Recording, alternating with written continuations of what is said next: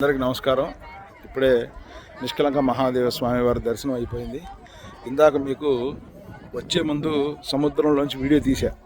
అది ఎంత లోతుంది ఏంది, ఎంత లోతుడికి వచ్చింది, మినిమం తోడల పైకి వచ్చింది నీళ్లు. ఇప్పుడు చూడండి స్వామివారి మహత్యం చూడండి.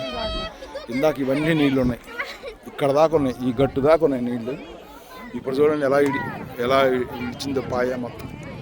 ఇదే ప్రపంచానికి అంతుపట్టణ దేవాలయం. ఇదే సడన్గా నేను దర్శనం చేసుకుని వచ్చేలోపు ఇదంతా ఖాళీ అయింది. ఇందాక ఇదంతా ఏం కనపడలా.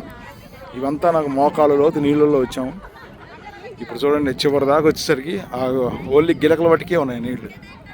మొత్తం ఈ పాయంతా లేదు. ఇందాక ఇదంతా పాయ, ఇదంతా నీళ్ళే, సముద్రం ఇదంతా. చూడండి ఇక్కడ దాకా ఉంది సముద్రం. ఇది మూడో పార్ట్ ఇది తీస్తున్నాను. ఇప్పుడే బయలుదేరుతున్నాము. బురదగా ఉంది. లక్కి వెళ్దాం.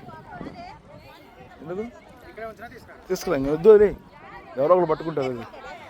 అది హరహర మహాదేవ నిష్కలంక మహాదేవ మహారాజుకి జై.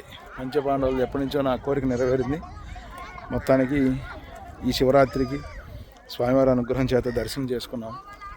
ఇదే ఇప్పటికీ అర్థం కాని విషయం. ఇదే ఇందాక ఇదంతా మోకాళ్ళ లోతు పైన ఉన్న నీళ్లు సడన్గా మాయమైనవి. ఎట్లా మాయమైనవి అర్థం కాలేదు. మళ్ళీ 6 దాటితే మళ్ళీ ఇదంతా కనిపించదు. సడన్గా ఎట్లా వస్తుందో అర్థం కాదు. ఈ పాయ ఎలా వెళుతుందో ఎలా వస్తుందో అంతా ఇక హరిహరాదులు బ్రహ్మదేవుడికి పార్వతీ పరమేశ్వరుడికే తెలియాలి. ఇది పెద్ద మిస్టరీగా మిగిలిపోయింది. ఇప్పటి వరకు ఎవరు దీన్ని గ్రహించలేకపోయారు, ఎవరికీ తెలియలేదు, సైంటిస్టులకు కూడా.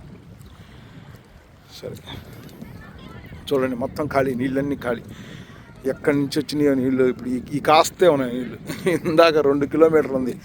ఇందాక మీకు వచ్చేటప్పుడు ఒక వీడియో చూపించాను.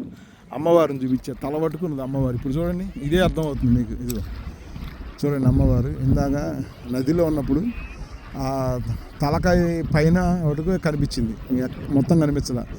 ఇప్పుడు దీన్ని చూస్తే మీకు అర్థమవుతుంది. ఇప్పుడు ఈ వీడియోలో చూడండి మొత్తం పోయి అమ్మవారు క్లియర్గా కనిపిస్తుంది. అమ్మవారు హర హర మహాదేవ శంభో శంకర్. అందరికీ సెలవు, నమస్కారం. తిరిగి మరో వీడియోతో రేపు కలుస్తాను.